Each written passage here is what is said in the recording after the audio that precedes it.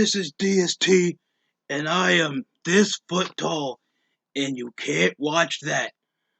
Bada boom, biggest neckbeard in the room. How you doing? We're here for another Smackdown review.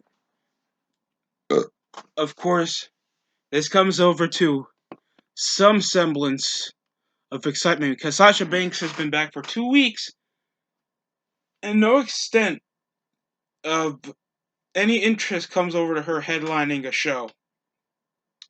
Literally, Sasha Banks coming over in a dress. Like, I understand they're trying to sentiment Sasha Banks and Bianca Belair looking big time, opening a promo over the show. I'd rather have another Roman Reigns 20-minute promo. To be honest, I'm trying my hardest to tolerate like the lack of charisma both women have in extending like any excitement into seeing these people wrestle. But they just keep with the same. They act with the same character. That's my issue with it. They act like the same damn character. It comes over to Bianca just sounding like generic babyface, warping around with her hair not looking completely different because, of course, the whip sound, and she doesn't use the hair in a unique way. Zelina Vega come over in the promo to interrupt, being like, "I'm here. I'm a contender.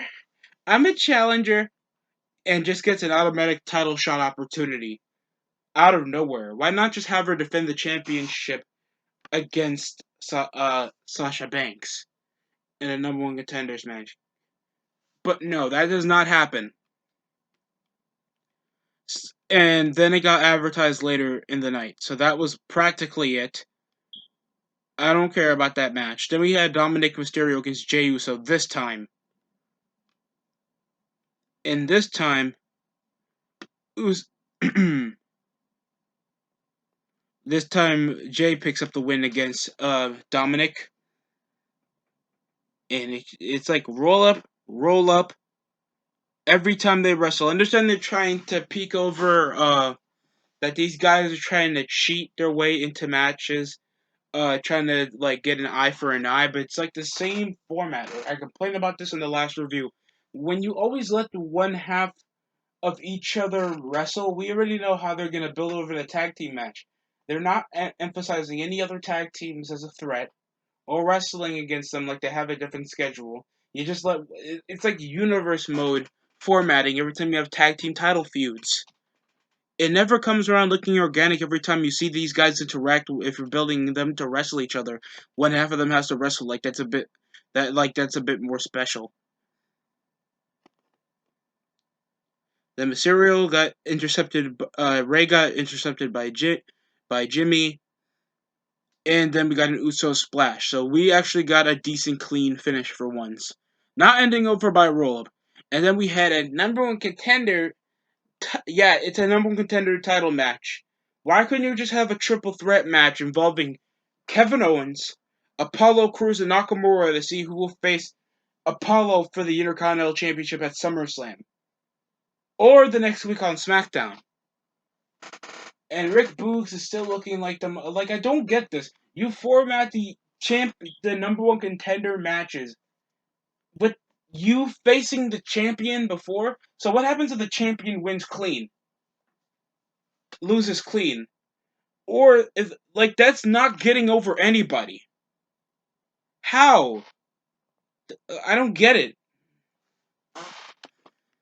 Why not just have the three top contenders, especially a Big E? I mean, I understand they don't want to force over Big E, so why not Kevin Owens and Sami Zayn? There's a plethora of decent mid-carders. Hell, even let Cesaro do it if we know he's not going to be a world champion realistically. And this match, it felt like I've seen this match before. It was alright. It was an alright match. Until Aziz literally pulled over Nakamura after he got the Kinshasa on. And Nakamura survived an onslaught after Rick Boogs came to save. So it ends with Nakamura technically winning by DQ, earning a title opportunity. And you see why they have to do the 50 shit? Who formats this to give no win to try to feel like this is a win-win situation type of booking. Who is supposed to get over all of this? Nakamura is just gonna automatically not win because you're still gonna protect your champion, and your champion is not gonna look. Your contender is not gonna look like a realistic threat if any other situation comes where he's not gonna win, and especially if you're gonna make this a monthly program. So it's just fucking. It's bad. They're writing themselves in a corner on purpose. Just to segment that these guys are going to be in a feud, so let them wrestle each other a couple times until they wrestle each other when it really matters. That's the dumbest thing ever. Beat A show my ass. You gotta be kidding me here. And then we had Tegan Knox against Tamina. I'm glad I think I did not watch this. I'm really blessed I did not watch this. So Tegan Knox and Shotzi are now a tag team. It's not Shotzi Blackheart, it's Shotzi. Because I guess the way to profit over is just to simplify the name. Even though Blackheart is cool, it's better to call it Shotzi. So Santino Marella could have been called Santino. John Cena could have been called Cena. And wow, 13 people got fired this week. Nick Khan, don't be trying to force over a reasons that you're awesome video soon. Don't be doing that. That's not cool. Yeah, there's people trying to get favoritism off critics off your work backstage. Some people have an opinion that you're just wasting over talent. Like, what you're gonna do with Bobby Fish? What you're gonna do with Mercedes Martinez? She's obviously not marketable physically. I saw her match against who's Raquel Gonzalez. She's terrible in the ring. Has no sentiments of just being any semblance of dangerous, charismatic, or interesting. And she's just a glorified indie jobber. If this was the case, AEW could have scooped her. Impact could have scooped her because I know how much you're trying to also emphasize their women's division. But this time, they actually care about women's wrestling. Or any other place right now, like WoW or something. I don't know. I don't know. It was an average back and forth. Shotzi shot a foam missile, distracting Tamina for Tegan Knox to win off a roll-up. The strongest move in professional wrestling, everybody. And people have been complaining about over Shotzi coming to the main roster that people predicted. They need to get rid of the tank thing, and I highly agree. Why not give Shotzi green mist? Confetti. Something. Like, she's a good-looking little Hot Topic chick. Crazy green hair. Decent look. Pretty good looks. And a cool personality. Let her be a psychotic chick. What's with the tank? What's with that? Don't get it. There was also a segment involving Zelina Vega complaining over to Adam Pearce and Sonya Deville about why she's getting an opportunity match, even though she's been on and off winning matches. Where was Toni Storm? I'm a bit conflicted. Like, you have her debut, win, and you don't even want to advertise her more as like being a major player in a title picture. You have 3 call-ups. 3 female call-ups already poorly advertised. If you want to try to advertise more for women's division, you don't be like, oh, these women. No, you advertise them individually to show that they have an asset to why people should watch them. This is why the WNBA has an issue. They don't advertise the people to make sure they watch the brand. They advertise the brand before they advertise the players. That's not a way to do it. That already scoops over your narrative of being a desperate company. That's terrible. That's like, watch WWE. Chris, you can watch this on streaming. And who do you have? Seth Rollins? Who the hell is that guy? Yo, who is that guy? Yo, why does he look like a taller X-Pac? Yo, don't judge me. We're judging you, bro. because that guy doesn't even look like he can beat my daughter in a fight. Like, that's him. And speaking about Seth Rollins, he had an intermediate promo involving Edge coming over to the ring, calling him over. Better promo than the opening segment. I'll admit that. Trying to go later on the promo personal, bringing up that it'll cost him his neck like he did back in 2014, so bringing that over, costing him the Universal Championship, bringing over that you will have more of an opportunity to be a good father and wife. Like, they're trying to bring over the personal shots. Edge is trying to call him Rollins an Edge wannabe, Shawn Michaels wannabe. You know how many ripoffs of Seth Rollins there is? And he's back to calling himself the Architect. And calling him an Edge Light as a big shot. So, this is obviously a better organized feud than what's going on for the rest of the show. And I'm actually excited to see what's going to happen. Work rate wise, like in ring wise, the match might be pretty good. I don't really care that like interpersonally about the storyline, even though Edge literally nearly costed Edge his livelihood and probably any future of him coming back. So I thought this would have been Edge literally trying to jump him like Ed Rollins did to him the previous week. But decent war of words, and we'll have Rollins and Edge at SummerSlam like expected. And then we had, of course, Finn Balor. Oh, I'm a world champion. Oh, I look like an air hump in the mirror. Jesus Christ. I'm still trying to get the. I'm trying to get the understanding of why he just does drop kick. He still does NXT promos. Like, he doesn't elevate his own voice. He doesn't emphasize what makes him Finn Balor. He's just, I have an Irish accent. I'm going to face you for the WWE Universal Championship. And you know you can't beat the Prince. Kill yourself.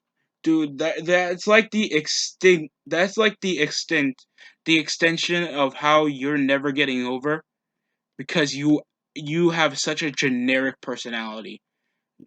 Corbin, and I shit talk about Corbin all the time, but it just exemplified from his looks and his physique, and just no semblance of ever being over to a main event status. Other than that, Corbin is fine as a mid carder. I don't care. Just whoever think that this guy is going to make sure there's any profit for the company, you're dead wrong. So, uh, this match was just deep six, deep six, missile drop kick. There was a sling blade after a reversal. So this was a pretty alright match. And then it ends over with a coup de grace. So the former King of the Ring gets jobbed out. Involving to probably these guys are gonna have a couple rematches anyway. Even though Corbin's supposed to be down in his luck gimmick.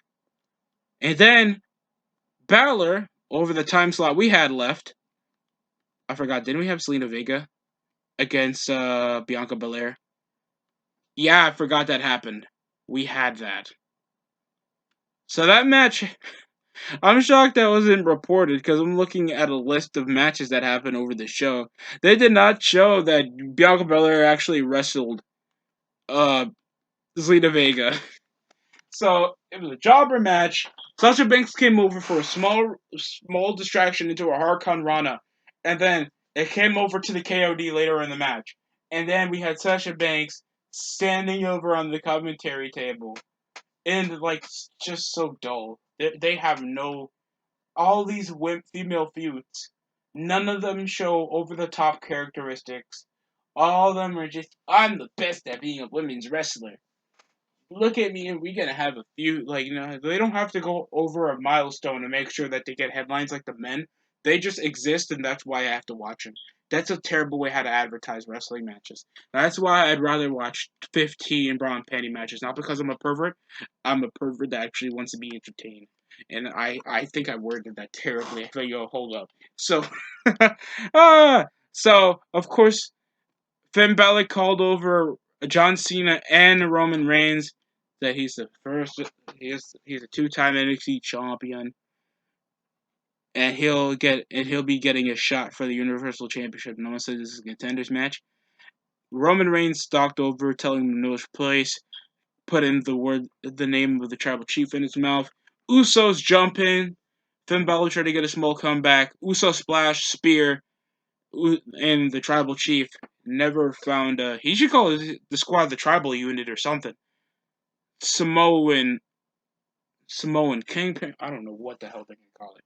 It's either going to be mildly offensive, like that missionary shit that he said the last week. Yeah, I'm still conflicted why he said missionary in a promo. Why are they trying to make SmackDown more adult than Raw? That is weird. That is weird to me. I heard that over in a podcast and I was like, wait, we have the superhero shit, kid shit on Raw, while we have the missionary and sex references, edges on SmackDown.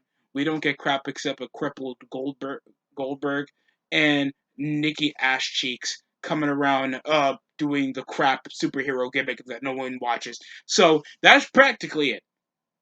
Both shows get under 2 million in 1 week, and we're just a few weeks after the fans just came back, early or late July. So they really need to pick their crap up when they're having a football stadium full of wrestling fans. And their excuses come over a milestone with Nick Khan firing everybody in the company. This should be making sure everybody's determined to do their best to make sure everybody got eyes on the product. Because if they're not making sure that they're an item for people to watch on the show, then Vince is gonna deal with them like he dealt with the other stars back in 2019, and nobody wants to see that many people get fired.